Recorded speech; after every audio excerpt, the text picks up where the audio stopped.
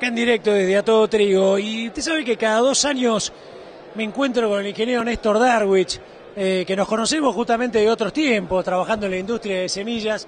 Es un placer encontrarnos, charlar y poder volcarle a ustedes no solo toda la experiencia y conocimiento que tiene el ingeniero Darwich, sino además lo que justamente él nos va a contar como moderador de un panel que se llamó Los desafíos de aplicar nuevas tecnologías en los sistemas actuales de producción.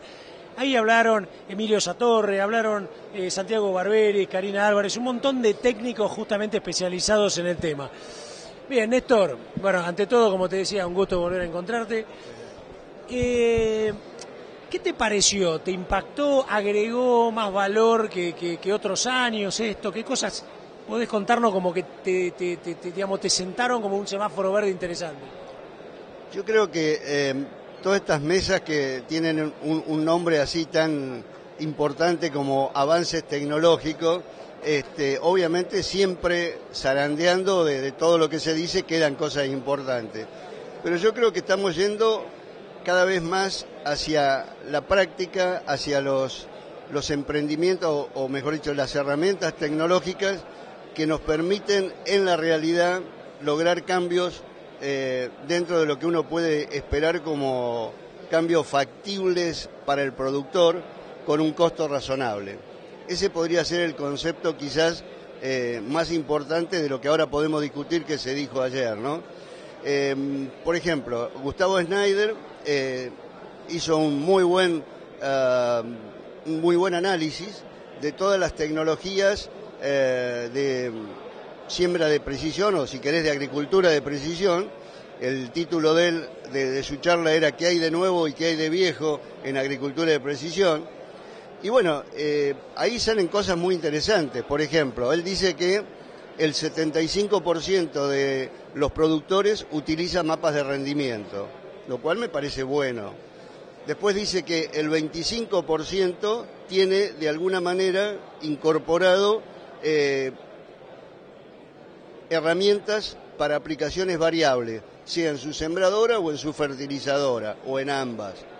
También son números importantes, 75 en mapa de rendimiento, 25 en dosis variable. Estamos hablando de una agricultura de precisión en Argentina que comienza por los años 90, 95, o sea, estamos hablando de 15, 20 años.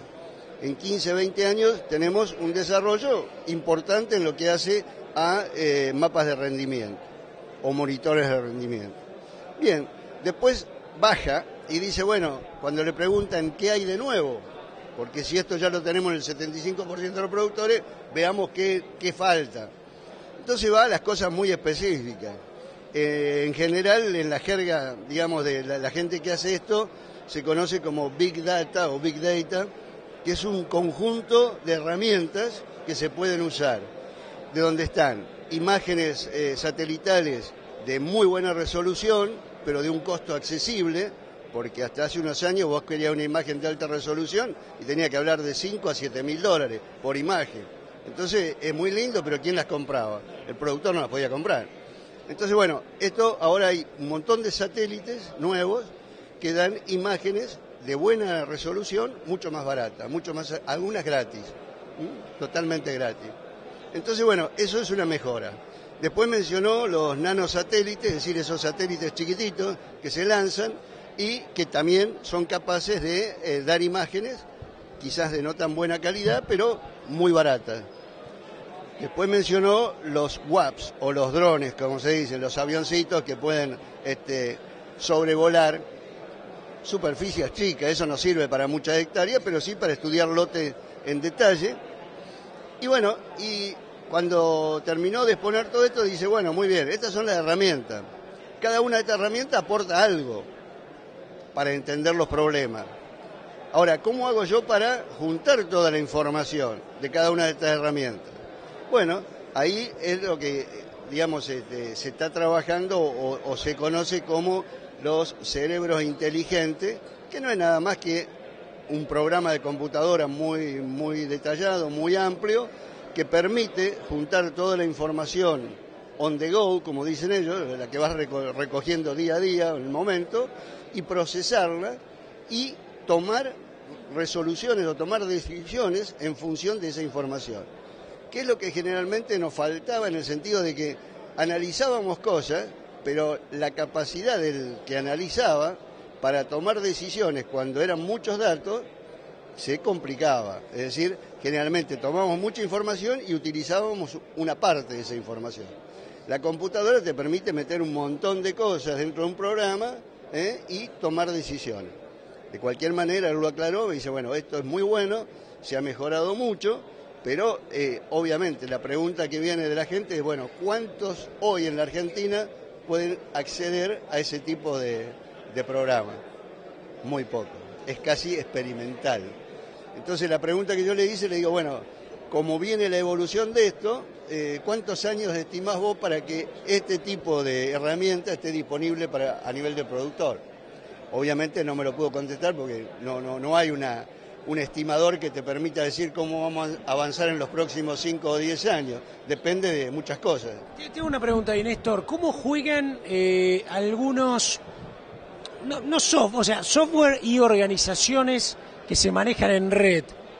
No, yo me acuerdo que yo Solapa 4, por decir una marca, pero estas organizaciones que ya tienen además el hombre de gestión, el equipo de gestión, el que vincula, el que dice, vos ponés, comparamos, ¿eso facilita o no? Porque lo hace más democrático y me parece más accesible económicamente. Sí, obviamente, es más accesible, como decís vos, pero el problema que tiene es que muchas veces el tipo de información final que te brindan no tiene el detalle que vos querés. O sea, es muy difícil llegar a detalles de lote a través de ese tipo de usuarios en red. O sea, sirven para generalidades, sirven para tener una idea, un pantallazo de lo que está pasando en una zona, pero difícilmente te resuelven a vos el problema a nivel de tu lote.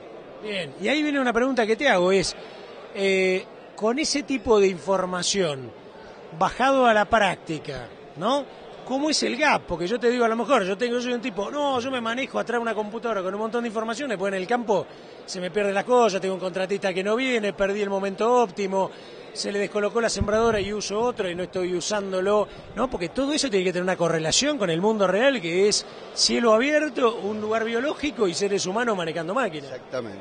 Bueno, el corolario final, digamos, de la charla de Gustavo, que yo traté de que se compartiera en la mesa y fue más o menos así, es que seguimos avanzando mucho en las herramientas de medición, pero vamos muy lento en la integración.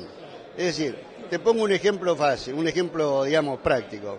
Vos tenés el mapa de rendimiento, muy bien, vino un señor, contratista, te cosechó el lote, te entregó la tarjeta o el mapita terminado, donde te muestra que en distintos sectores del lote vos tuviste distintos rendimientos. A partir de ahí, ¿qué pasa? Hay muchos pasos posibles a partir de ahí.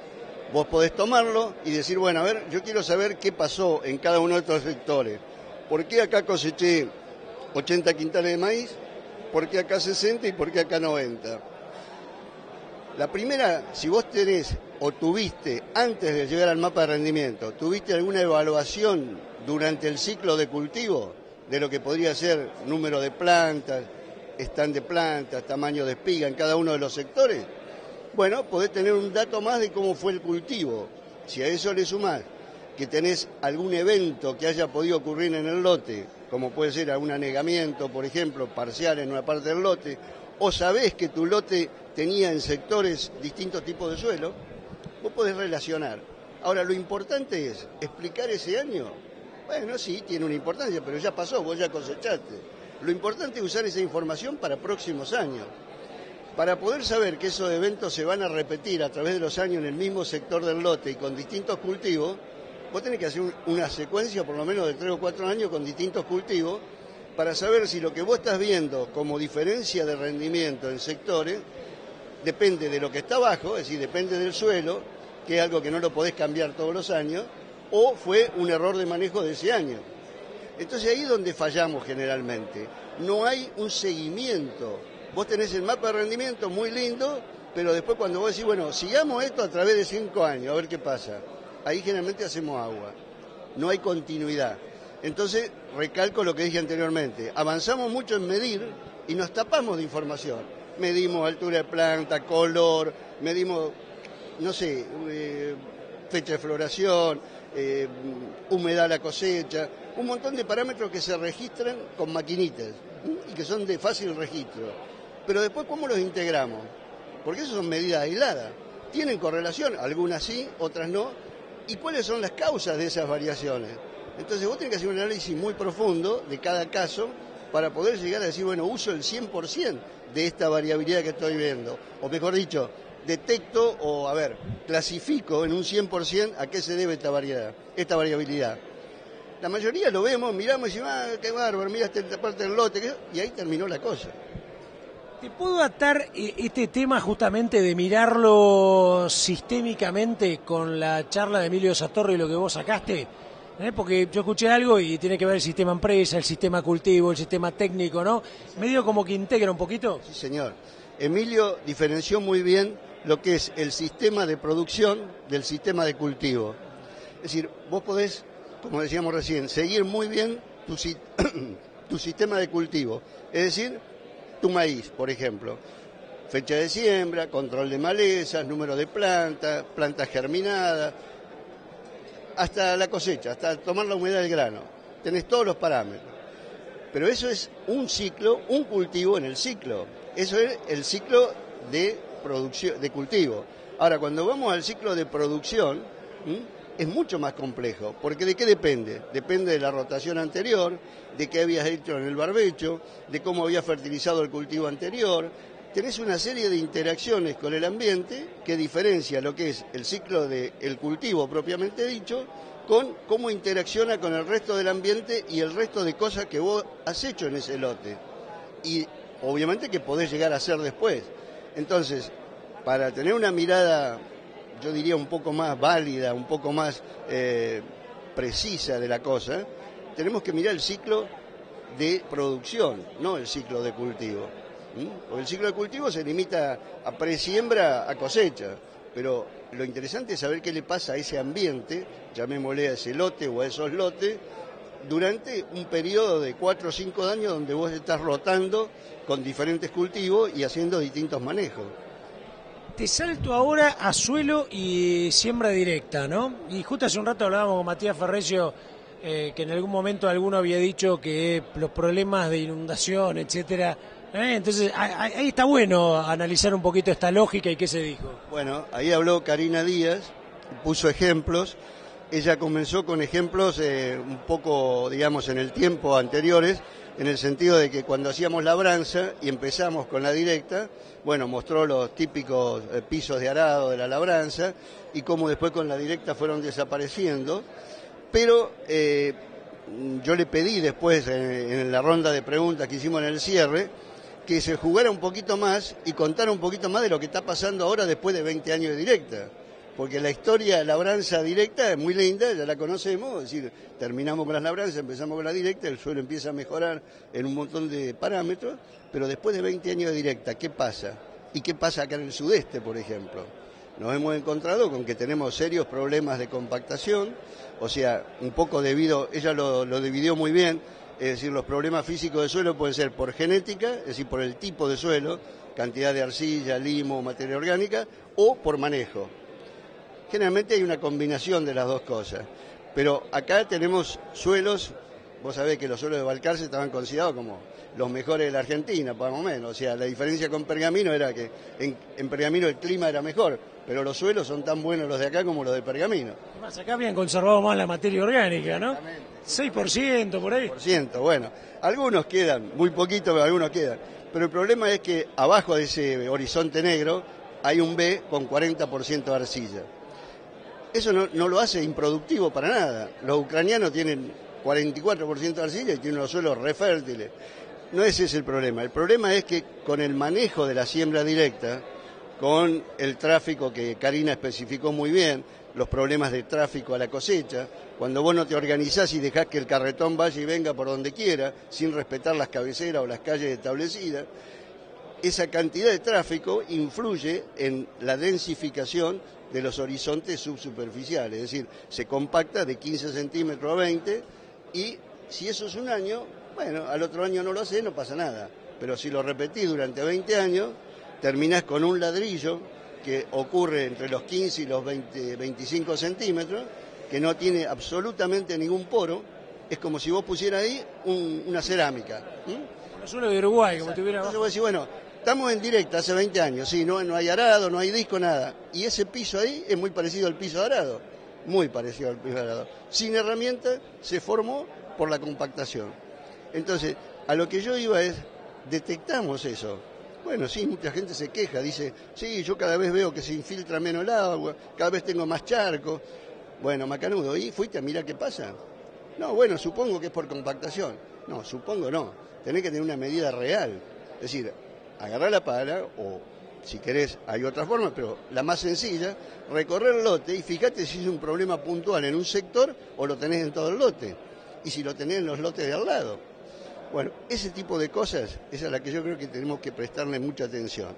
Porque a vos te puede salir por una imagen un problema de menor verdor, menor rendimiento incluso. Hay cosas que se pueden con una imagen caracterizar como menos biomasa. Pero lo importante es ir a buscar la explicación. Y la explicación muchas veces está en cosas muy sencillas, como ir con una pala y mirar, ¿no?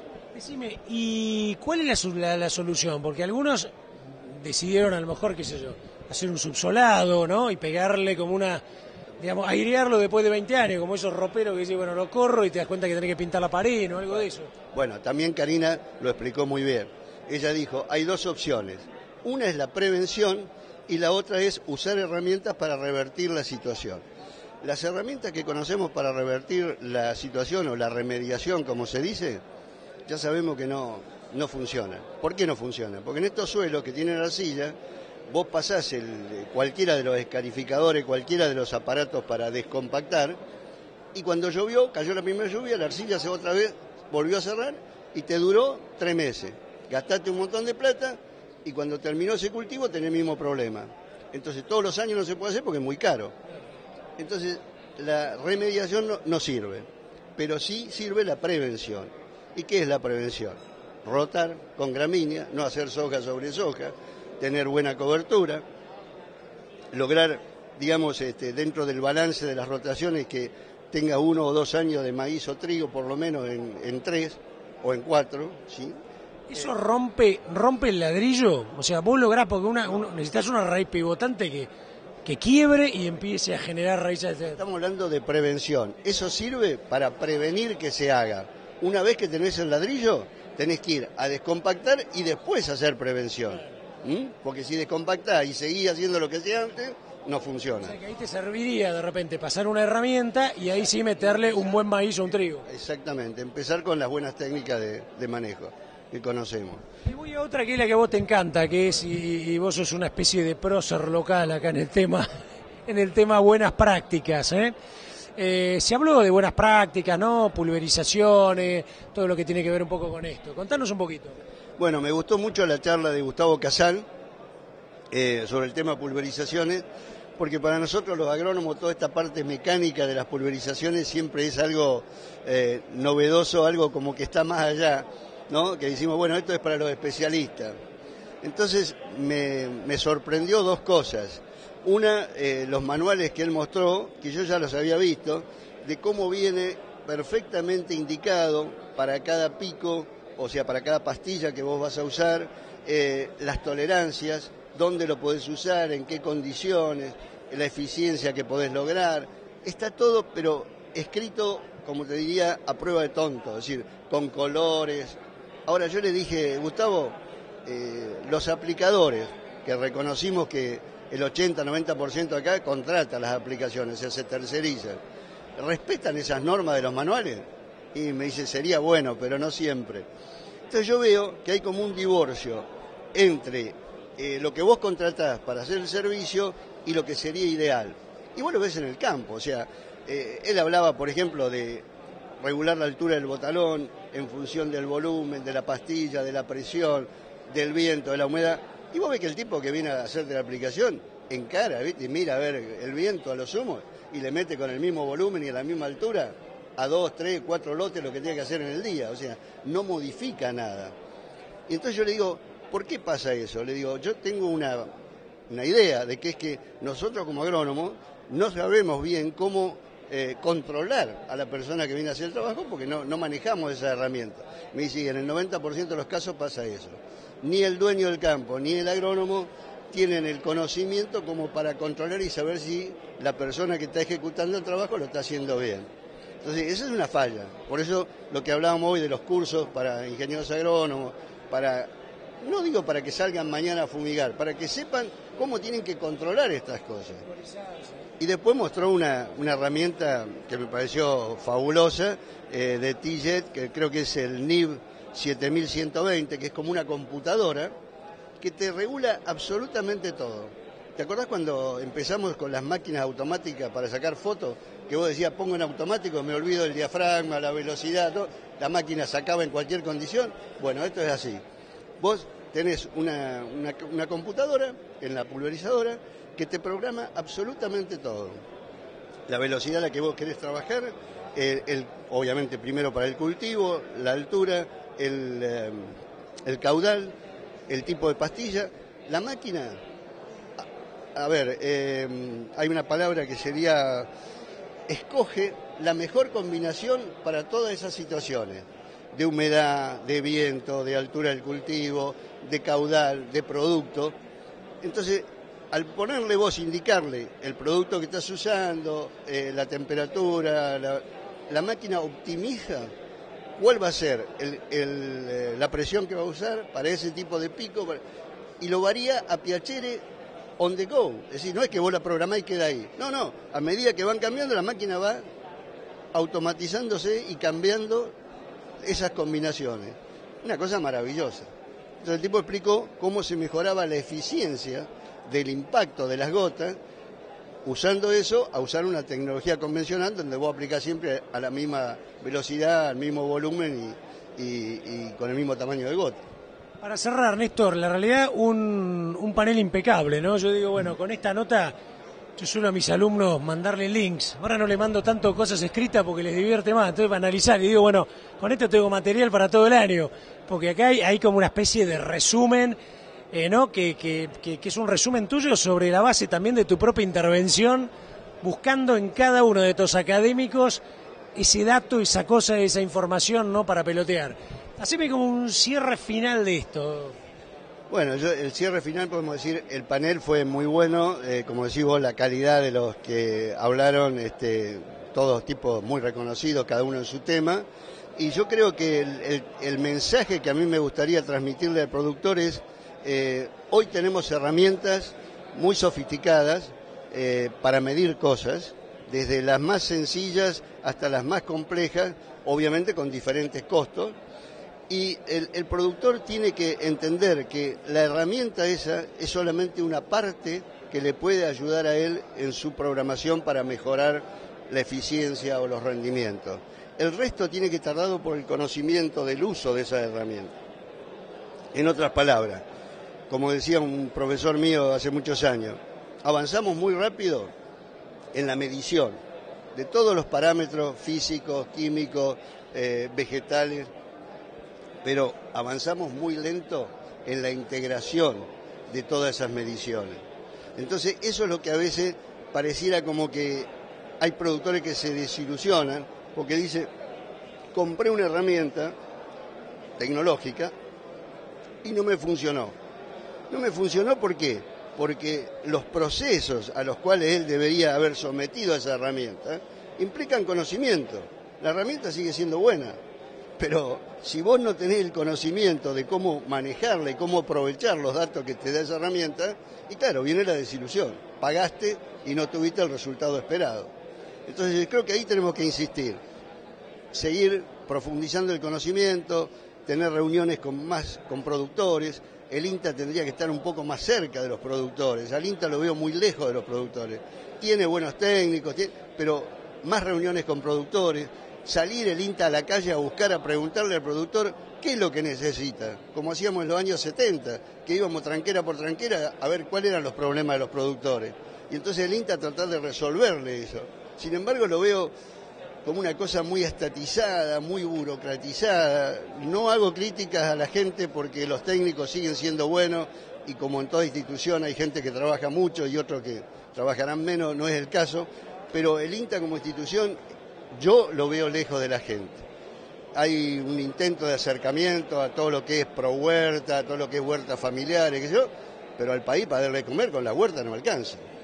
Y yo creo que el INTA tendría que acercarse un poco más a las demandas, a las necesidades de la gente, del productor medio, que generalmente es el que está más falto de información. Esto un poco lo había señalado también Ernesto Vigliso, ¿no? Otro hombre de muchos años diciendo que había virado algo que era de repente más, no sé, politizado o algo por el Tucho hizo un documento muy crítico y lo publicó y me parece muy bueno. O sea, Tucho es un tipo que tiene tantos años de INTA como yo o más, y bueno, él ve una diferencia entre lo que era el INTA nuestro sin hacer comparaciones, porque las épocas son distintas, los escenarios son distintos, pero ver cómo nos dedicábamos a atender a los productores en una época y cómo se los atiende ahora.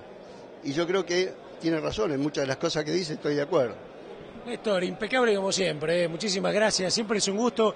Tenemos que tratar de reunirnos más seguido, para volcarle a la gente, porque del otro lado hay productores, hay técnicos, y yo diría, esto más que una nota es como una clase, ¿no? Una clase, la verdad es una clase, yo que te he escuchado muchas veces. 25 años de dar clase, viste, se te pega un poco. Gracias, Néstor, y un gusto verte. Nos seguimos viendo con usted acá en A Todo Trigo desde Canal AgroSitio.